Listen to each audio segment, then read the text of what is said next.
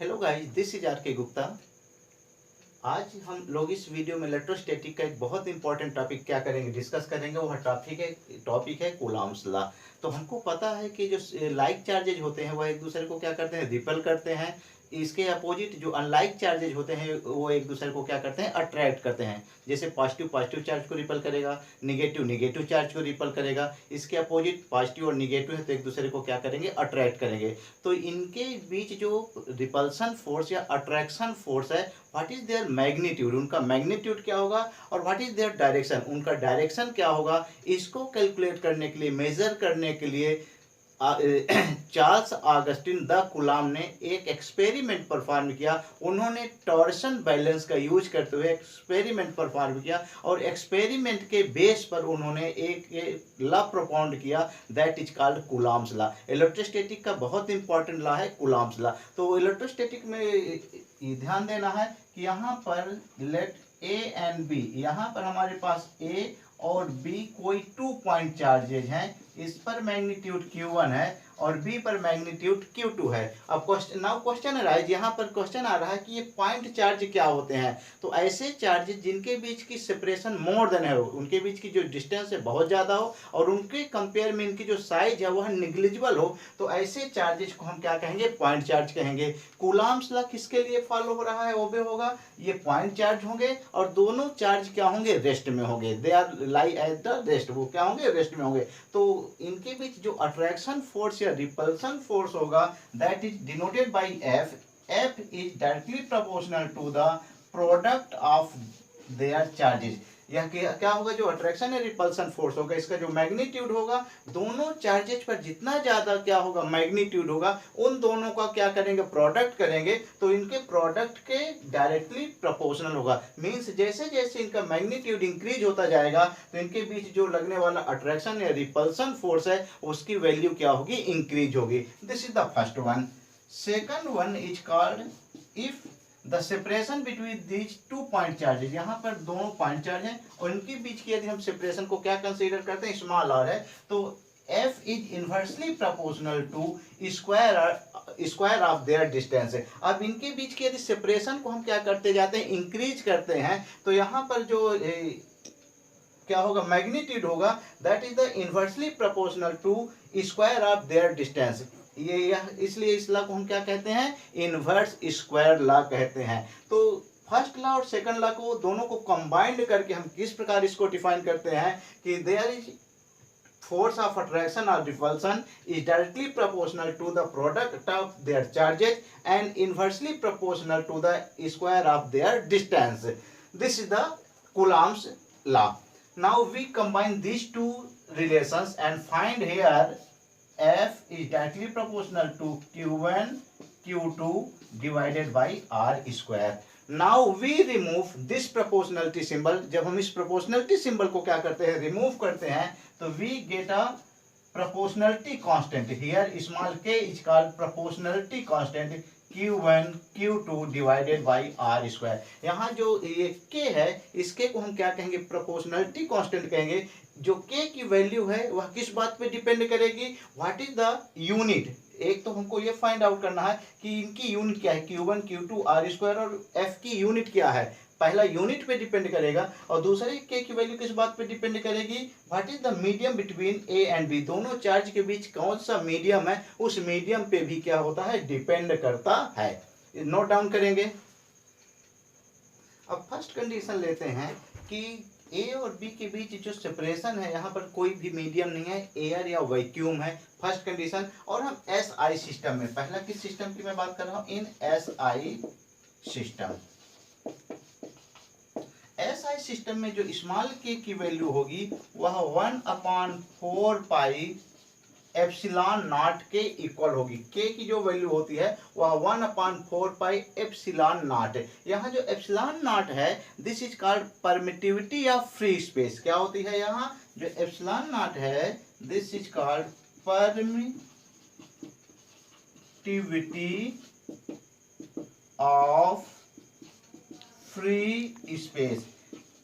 यह free space की क्या होती है, परमिटिविटी होती है। परमिटिविटी को हम किस प्रकार डिफाइन करते हैं कि numbers of electric field lines, किसी भी मीडियम से इलेक्ट्रिक फील्ड लाइंस कितनी क्वांटिटी जा रही है वह उसकी क्या होती है, परमिटिविटी होती है। इसकी जो वैल्यू होती है वह 8.854 इंटू 10⁻⁻12 न्यूटन मीटर स्क्वायर पर कूलाम स्क्वायर। न्यूटन गलत बोल गया। तो यहाँ पर जो एप्सिलॉन नॉट है इसकी वैल्यू क्या होगी, 8.854 इंटू 10⁻⁻12 कूलाम स्क्वायर पर न्यूटन मीटर स्क्वायर। यह क्या है, परमिटिविटी ऑफ फ्री स्पेस है। अब यहाँ इसके की वैल्यू को हम उठा करके यहाँ इस इक्वेशन में पुट करते हैं तो what we will get here, F equal to 1/4 pi epsilon naught Q1 Q2 divided by R square. Note down करें। तो ऐसा इस सिस्टम में जो हमारे पास फोर्स होगा, ये इट में भी अट्रैक्शन और रिपल्सन फोर्स, जो ये अट्रैक्शन या रिपल्सन फोर्स होगा, इसका मैग्नीट्यूड होगा ऐसा इस सिस्टम में, वो F इक्वल टू क्या होगा, 1/4 pi epsilon naught Q1 Q2 divided by R square and this is the Newton. Yes I system में फोर्स की यूनिट क्या होगी, न्यूटन होगी। तो 1/4 pi epsilon naught Q1 Q2 upon R square. अभी हमने कंसीडर किया कि A और B के बीच क्या है, या तो एयर है या वैक्यूम है। कंसीडर करते हैं कि दोनों चार्ज के बीच कोई मीडियम है, डाइइलेक्ट्रिक मीडियम है। मीन्स यहाँ पर हम इसको केरोसिन में उठा के रख दें या वाटर में रख दें। मीन्स A और B के बीच कोई यदि डाइइलेक्ट्रिक मीडियम आ जाए तो यहाँ पर this become F equal to 1/4 pi epsilon Q1 Q2 divided by R square. जो यहाँ पर जो एप्सिलॉन है, this is called permittivity of medium. Epsilon here permittivity of medium, उस मीडियम की क्या होगी, परमिटिविटी होगी। मीडियम की परमिटिविटी का मीनिंग क्या होगा कि किसी मीडियम से इलेक्ट्रिक लाइंस ऑफ फोर्स कितनी पास हो रही हैं, वह उसको किससे रिप्रेजेंट करेंगे, ई से रिप्रेजेंट करेंगे। बट एक्चुअली में होता क्या है कि जो ई होता है वह किसके इक्वल होता है, E zero epsilon zero and epsilon R. किसके इक्वल होता है, जो एप्सिलॉन होता है वह किसके इक्वल होता है, एप्सिलॉन जीरो और एप्सिलॉन आर के इक्वल होता है। एप्सिलॉन आर को हम क्या कहते हैं, रिलेटिव परमिटिविटी। यहाँ एप्सिलॉन आर क्या होता है, रिलेटिव परमिटिविटी। तो यहाँ जहाँ एप्सिलॉन है, एप्सिलॉन के स्थान में हम ये वैल्यू पुट करेंगे, epsilon not into epsilon R. तो F become 1/4 pi epsilon nought F equal to 1/4 pi epsilon nought epsilon R Q1 Q2 divided by R square. But जो permittivity, relative permittivity of space है, this is epsilon R equal to capital के।